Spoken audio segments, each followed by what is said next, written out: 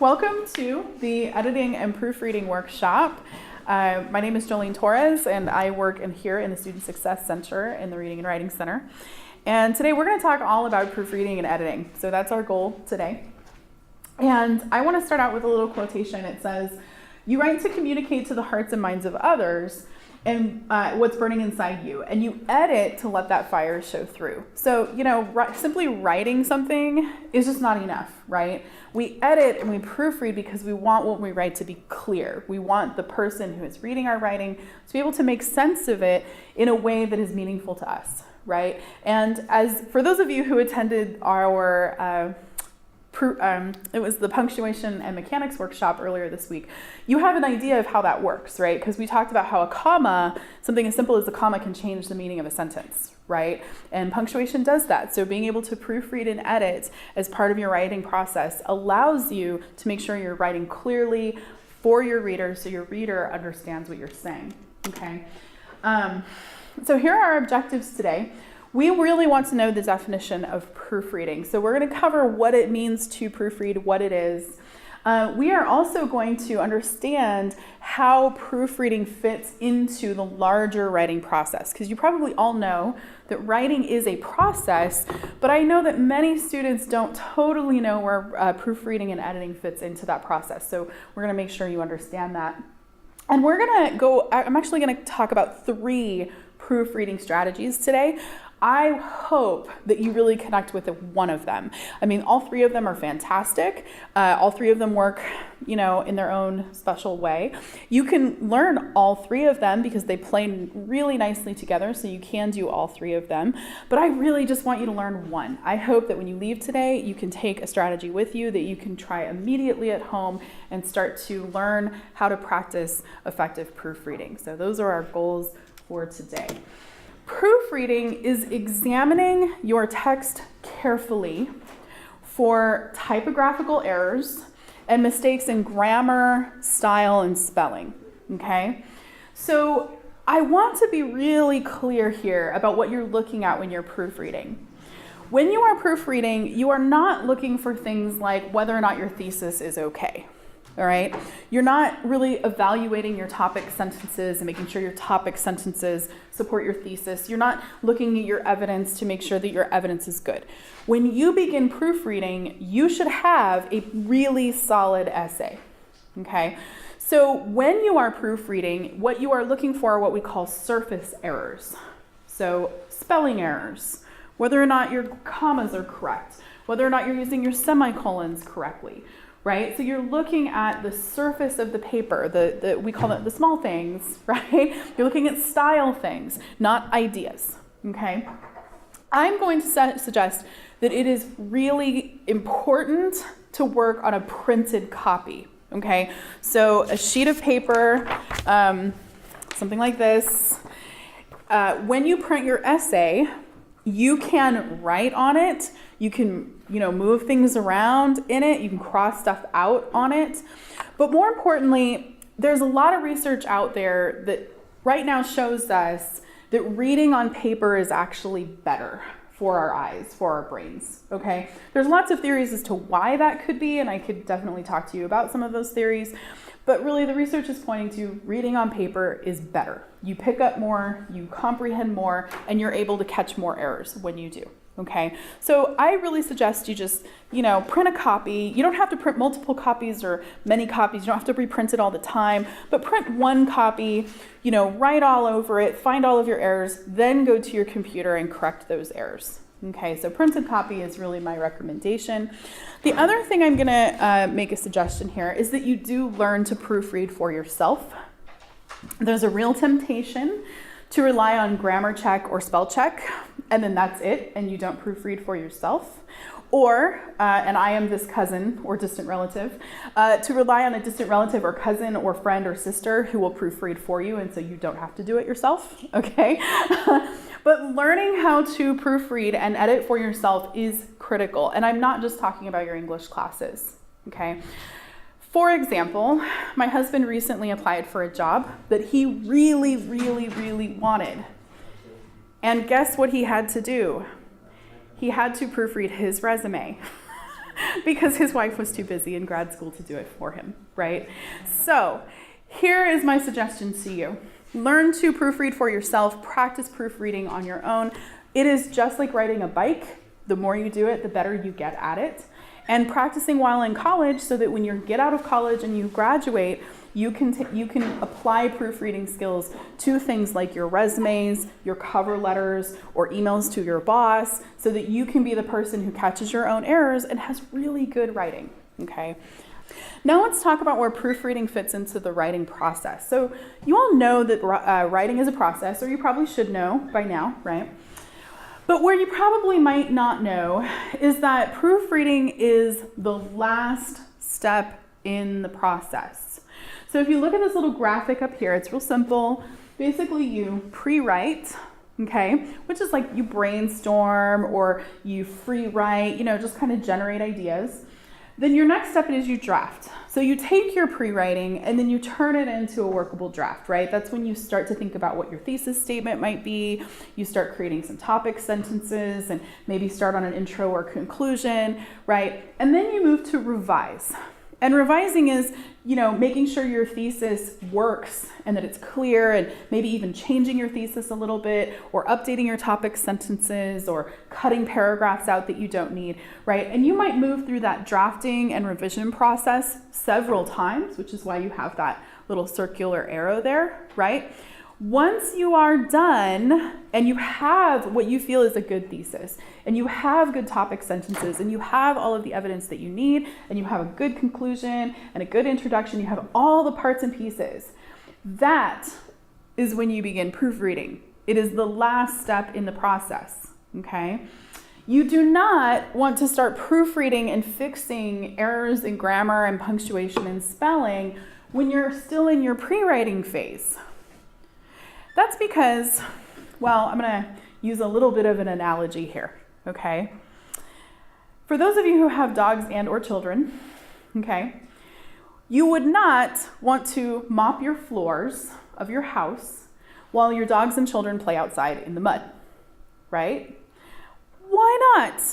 You'd mop your floors, your dogs or kids that are outside playing in the mud, what would happen? It would just get dirty again. It would be covered in mud, and you'd have to mop again, right? So proofreading and editing are really similar to that. If you start editing and proofreading while you're in these early stages, and you start correcting grammar and spelling errors, you might find that you're spending a lot of time editing and proofreading a paragraph that you end up cutting out entirely, right? And then you spend all this time editing this paragraph, and then it's not even in your final draft, right? So don't spend your time editing and proofreading when you're in these early stages. It's okay if your rough draft has spelling and grammar errors. It's okay. It's okay if your rough draft has fragments and run-on sentences. It's okay. Because all of those things you can fix when you're done with that. When you're done with that phase, you fixed all the things in terms of your ideas, your thesis, your topics. Everything's good to go. Now you can mop your floors, right? So it's like the kids come in, there's mud everywhere, you put them to bed, you give them a bath, whatever, maybe not in that order, and then you mop your floors, right? Everything's good to go.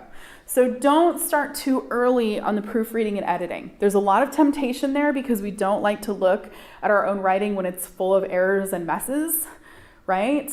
But your ideas are more important.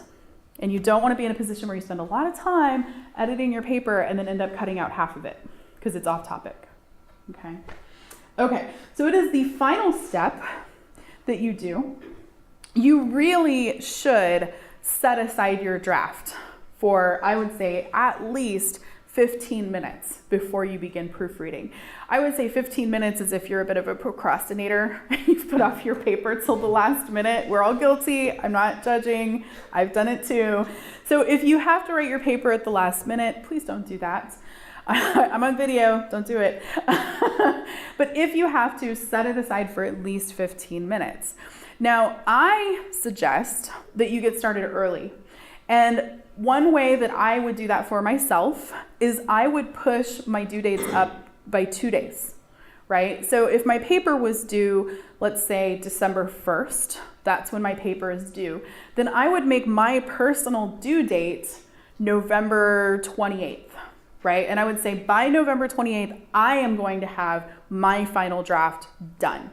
So then I would have 2 days, right, the 29th and 30th of November, where I could take some time off and not have to think about it. I'd have one full 24-hour period where I don't even have to pick up and look at that paper, right? I can totally set it aside. And then maybe on the 30th, I pull it out and then I start my proofreading so that it's good and ready to turn it on the 1st of December. Right? So, give yourself plenty of time to proofread your paper because, and you're going to see, I'm going to talk more about this phenomenon when I model some of these strategies for you. But think about what happens when you stare at the same paper for weeks and weeks, or for those of you who start a little late, for hours and hours and hours, right? All of a sudden, you don't see the errors anymore. Your eyes are tired, your brain is tired, you start to see what's not there, right? You just start to think, well, that must be there. I swear I wrote it. And your brain is so tired that you kind of don't care, right? So giving yourself that time, even just 15 minutes, can really help you just be ready and sort of mentally prepared to look for those kinds of errors, okay? My last suggestion here in the process is that you look at your instructor's feedback that they've given you. You look at your peers' suggestions. So almost every teacher on campus does peer review, right? So look at the peer reviews that your peers have been giving you. And also look at common errors that, maybe you make or that you make a lot in your own writing. So think about those things before you begin to proofread and have those things in mind, okay?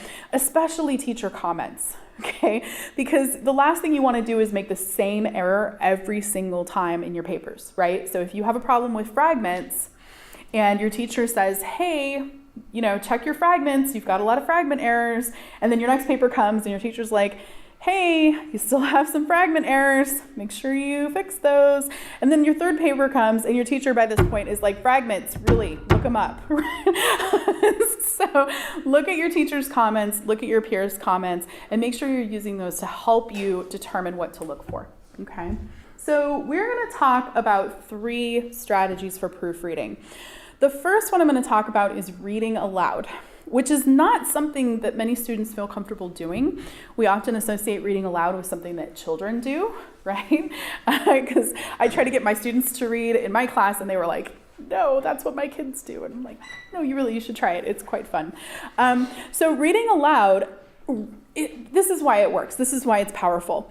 While not a lot of students spend time reading, right? Almost everybody spends time talking and listening, right? We spend a lot of time in our lives, whether we want to or not, talking to people and listening to people talk to us. So you are all sort of expert listeners, right? To some extent or another, which means that when you are reading aloud your own writing, you are not only saying it, but you are hearing it too. So all of a sudden, you're going to start hearing mistakes that you didn't see when you were reading silently, right? And that's the power of reading aloud. Now, there's a couple of tips here, and I'm going to show this to you. The first thing is you can work in a group. So if you don't want to do this on your own and you want to work with a partner or even several people, reading aloud is great. I actually have my students in my class print 2 copies of each of their essays for peer review, and then they read to one another and they each have a copy and they both mark as one of them reads it aloud, right? And then you get basically 2 people's versions of what they hear as you're reading that essay aloud. So you can do reading aloud as a proofreading strategy in pairs or in groups. If something doesn't sound right, so if you say it or read it and it just doesn't quite sound right, you don't necessarily have to fix it right then and there. You can just put check marks where it doesn't quite sound right, and then you can go back and spend time with what that issue might be, or talk to your teacher and say, this just doesn't quite sound right to me. And that's the strategy I'm going to be using today. Now, as far as how to do this, and this is where I'm going to start modeling it for you, it is really important that you read what is on the page and not what you want to be on the page. And this is where it gets a little tricky. So I know that sometimes you've seen, I see it all the time, so I know you all have seen it. on like Facebook and social media when those little blurbs of text will go around and all the words are spelled wrong, but you can still read it, right? Like that's some kind of miracle, right? Well, that same phenomenon is what makes it hard for you to catch errors in your writing, because you're reading what you want to read, not what is actually there. So while you are reading aloud or proofreading in general, what I suggest you do is you point to every word and you make sure you're saying every word, or that you're reading every word. And sometimes that can slow things down, but you're gonna know you're saying every single word, okay? I also recommend using a fun color. I like to use pink usually, but I didn't bring my pink pen today, so green it is for today. Okay, so what I'm gonna do is I'm just gonna read this essay aloud. I'm gonna put check marks above where I hear issues or problems, and then I'm gonna go back and see if I can correct it. I'm just gonna do a couple of sentences. I'm not gonna do the whole thing. Just kind of want you to see what it looks like. So I'm gonna start right here at the top. Social media is largely used throughout the world. Teens want to express the best of themselves that they are successful. That doesn't quite make sense. Okay, so teens want to express the best of themselves that they are successful, show that they are having the time of their life, and show that they are beautiful, muscular for men, just to everyone to witness. So because this whole thing kind of sounds a little weird to me, I'm just gonna underline it and then put a check mark there. Okay, with this constant exposure to social media, it creates a false image of how people think they truly are, making their self-esteem low. Yeah.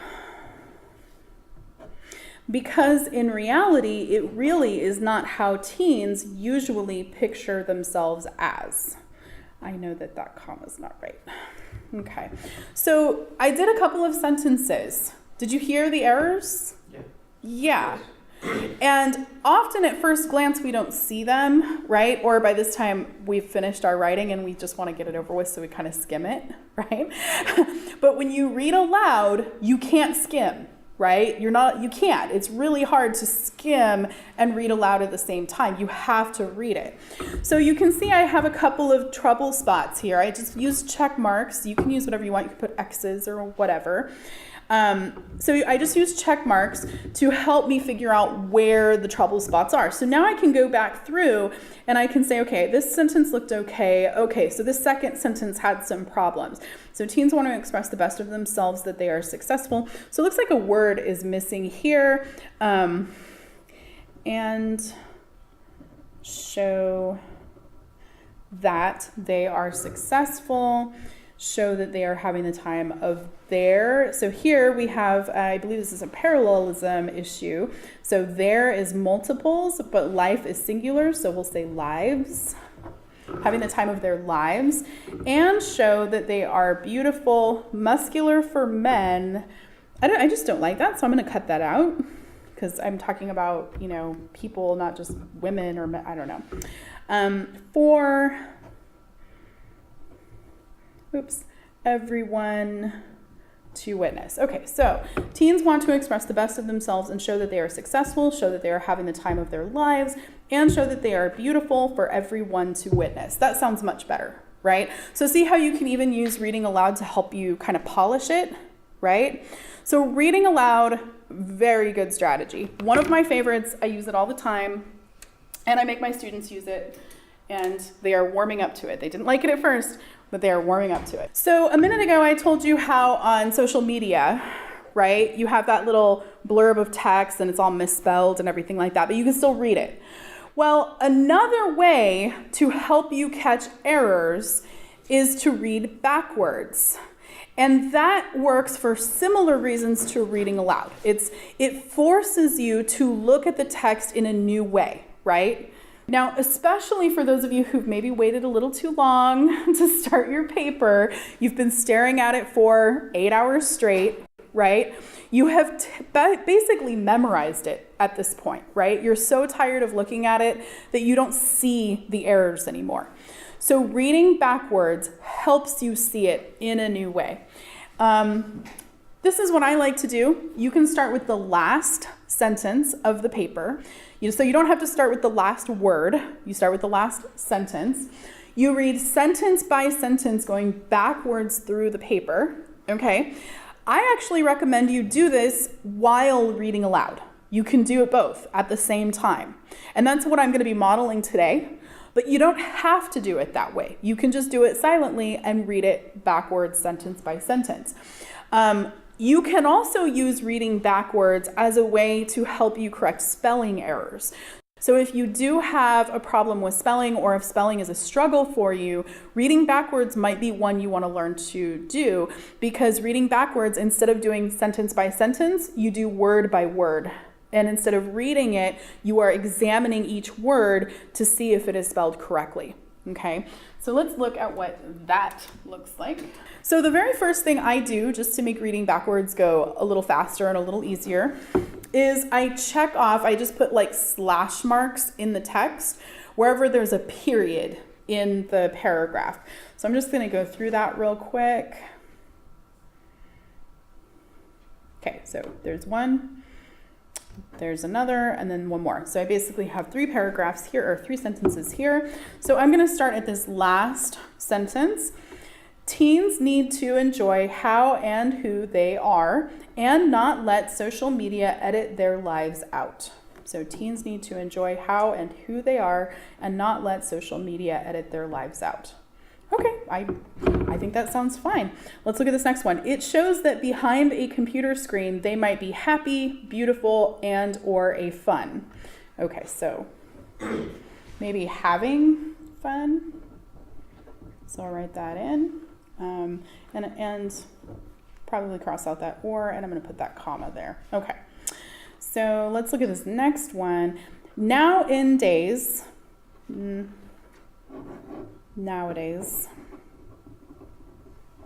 spelling error, right? Teens live up to social media almost as if it's a purpose in life. Oh, that's a sentence. I'm going to put period right there. Okay. I myself have been in a situation, and I can agree that it makes you feel that it cats you away. I don't know what that means.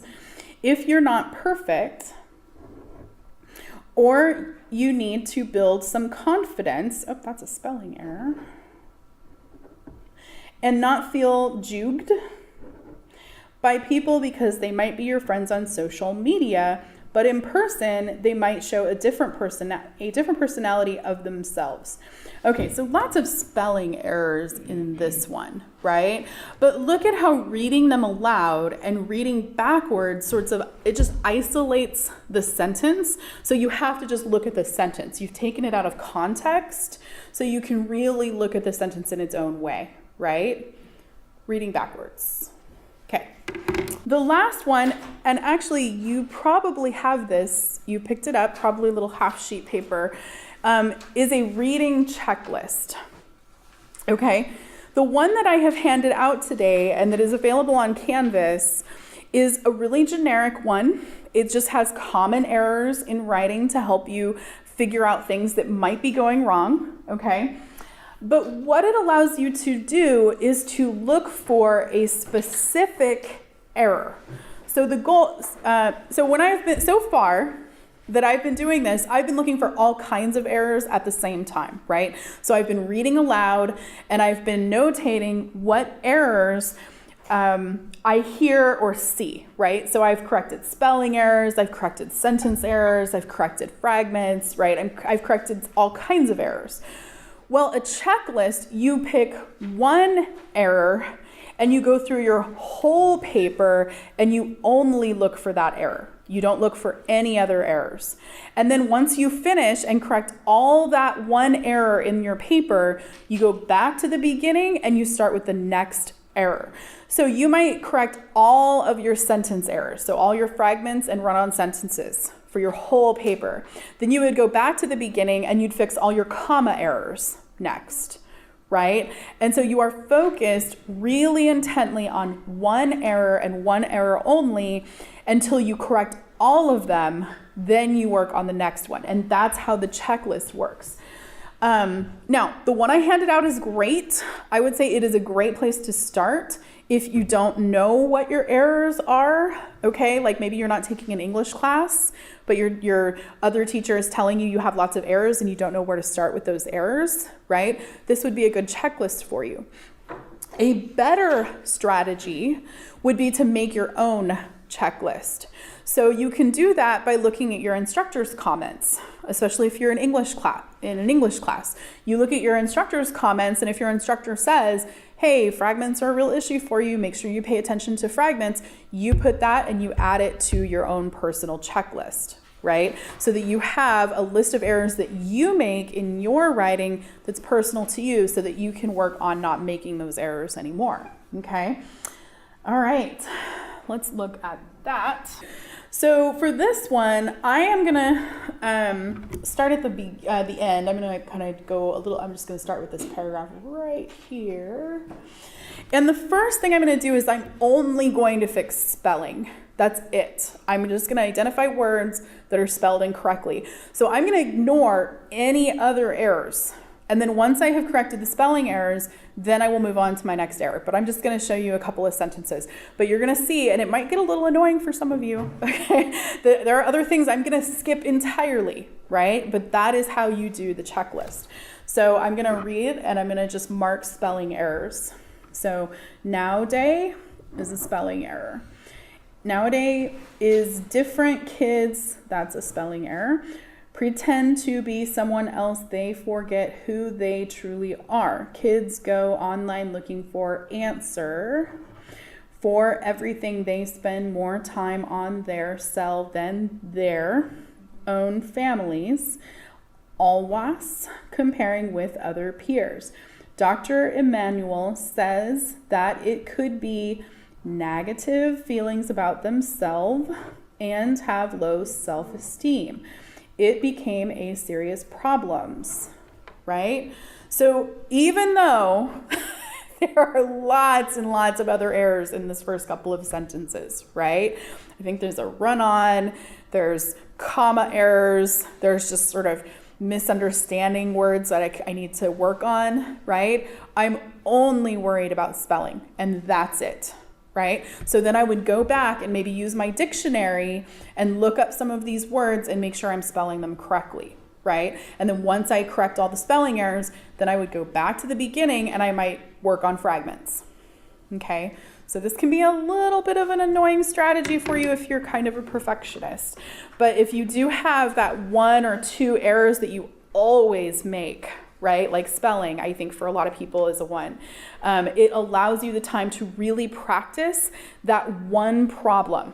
So you really reinforce what is good spelling or what a fragment is or what a run-on is so that you can practice it, you can learn to identify it, and then you can avoid it, right? And that's the whole point of proofreading.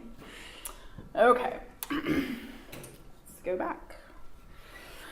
Okay, so let's talk about some common errors. So these 5 errors are the most common writing errors for college students, pretty much in this order. You have run-on sentences, you have incomplete sentences, you have commas, you have semicolons, and you have what are called wrong word errors, right? So you know what a run-on and incomplete sentence is because you've hopefully attended my punctuation and mechanics workshop, right? You know what comma errors are, right? Using them too much or not using them at all. And you probably have an idea of semicolon errors. And again, you can find information about that in my punctuation and mechanics workshop, so check it out.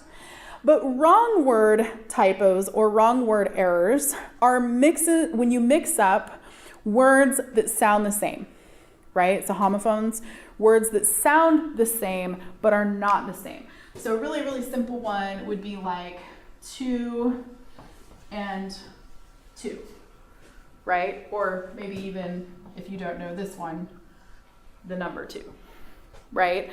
So mixing up words that sound the same but are spelled different, okay? Wrong word errors happen all the time. Even really good writers can have wrong word errors because the tricky thing about wrong word errors is that spell check doesn't catch them a lot of the time, right? So one that I see pretty often is if a student spells out there and there, right? And they don't know the difference between the two, and spell check is not going to catch that, right? So even a student who might know the difference between the two theirs or between the two twos or three twos, right? They may not be able to catch it if they're not proofreading, because spell check isn't going to catch it. You see that? Okay. So definitely be on the lookout for your wrong word typos. So let's move ahead to spelling and grammar check, okay? Spelling and grammar check are great. They are awesome tools, but they will not do your work for you, okay? So I like to tell students, if you're gonna use spelling and grammar check, you have to use your brain at the same time, okay? Like you can't just, So I'm gonna tell you a little horror story. A few years ago, I was working in a writing center. I had a student come in at the last minute, not my recommended strategy, but he came in at the last minute. He sat down at a computer for an hour, type, 3 or 4 page essay, and then he spell checked it and then runs into my office and says, I need your help because I spell checked my paper, but there's still tons of errors and I can't fix them all because I don't have time to proofread. It's due in 20 minutes. Right? So I was like, what are you talking about? The spell check didn't work. So I walk over to the computer and sure enough, he has this beautiful, crisp, there's no squiggly lines or, anything. And yet, when I look at his paper, the first sentence has 4 misspelled words in it. Like they're the right word or they're spelled correctly, but they are the wrong word, right? Well, what happened is he's in a huge hurry. So he hit spell check and then he just went, okay to all. Okay, and that's what he did. He did not use his brain at the same time because he was in a hurry, right? And the problem with doing that is if you just correct it or you just hit okay a bunch of times and you do not look at what spell check and grammar check is suggesting for you, the problem is that spell and grammar check will not catch those errors again. You have told the program you want that word there. Okay, so it's there, it's done, it's not going to flag it, it is there, okay? You have to then proofread to catch those errors. So I have just a sample of what I'm talking about. Grammar check does not give super great advice all the time. So here's an example. If you have any more questions, please leave a message, blah, blah, blah, blah, blah. Look at what grammar check is telling me to do. Yeah, it's telling me to put a comma after the verb when there should really not be a comma there, right? That is not a place where you put a comma, okay?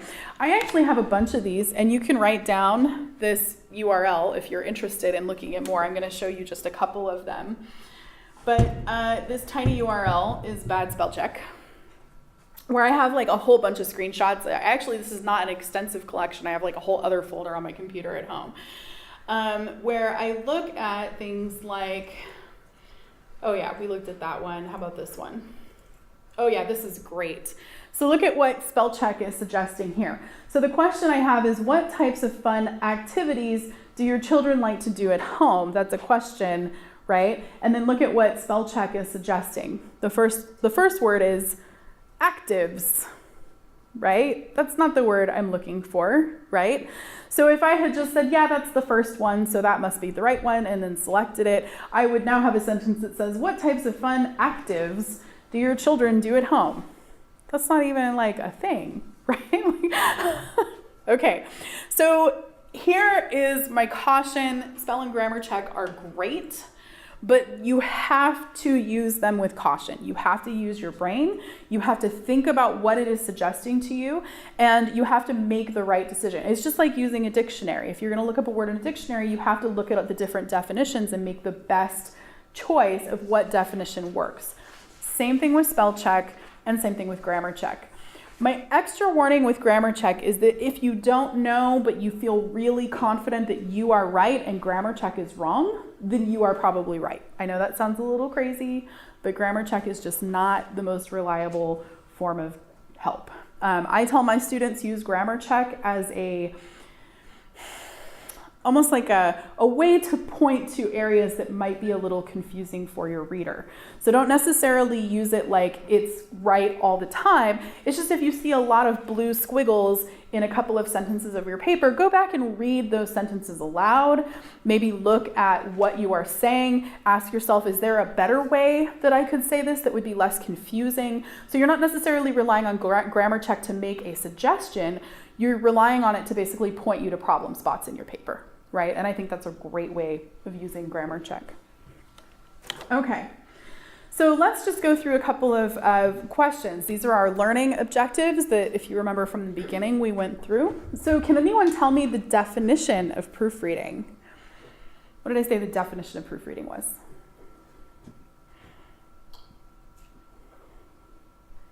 What are you looking for when you proofread? Errors. Errors. What kinds of errors? Spelling, grammatical, or just misspelled things. Yeah, spelling, grammar, style errors. Yeah. So things like MLA or APA citations, making sure you're citing sources correctly, right? So you're looking at what we call surface errors, right? Okay, good. What is the purpose of proofreading? It's to catch those errors. We talked about that. Okay. How does proofreading fit into the larger writing process? It's your final step. Your final step. And why is it your final step? So you can basically make your paper as perfect as it can get before you turn it in. Right, good. But why wouldn't you proofread, let's say, during your pre-writing stage? You basically lose track of any ideas that you might have, and you could also proofread and spend a bunch of time on something that you're just going to get rid of. Yeah, good. So both of those reasons, right? Like you really should be focused on ideas in your proofreading stage, right? But also you might proofread something like maybe even several pages of proofreading stuff, and then you end up cutting all of that out, right? So that's just wasted time that you don't need to spend, right? Okay. And I'm going to go around the room. Tell me one proofreading strategy that you're going to try out. Like we discussed 3. Tell me which one caught your eye. So we'll start here. Which one did you like? One that I never thought about doing before is reading backwards. So Yeah. I'll probably try that. Awesome. Cool. How about you? Reading aloud and keep a checklist. Nice. Yeah, I like those 2 together too. Yeah, I thought the reading aloud was good, and I think I'll probably do like a recording and then set it aside and then come back and listen to it. So That's a great idea, reading your paper aloud, recording it, and then having yourself read it back to you while you take notes. I like that strategy. That's great. What about you? Also read aloud. Reading aloud? Yeah. How about? Reading out loud. Yeah? Saying reading out loud. Reading out loud? Yeah? 1 and 1 and 2. 2. Reading out loud? Yeah. Good. And I hope you mix and match them. Like you can read aloud and backwards, right? Or you could use a checklist and also read backwards, right? So if you don't like reading aloud, you can still read backwards and still do a checklist. So you have lots of different options. I also hope you try it with a partner or a recording. That is a great idea. I might steal that for future workshops, so I'm glad you suggested it. But doing a recording or doing it with a partner or a group is another great way to help you proofread. So I really appreciate you being here today. There's a little half-sheet survey I would love for you to fill out. Any criticisms or advice that you can give to make the workshop better for next time. And I also appreciate the fact that you let us record it today. So thank you. I'm done. Oh. Thanks.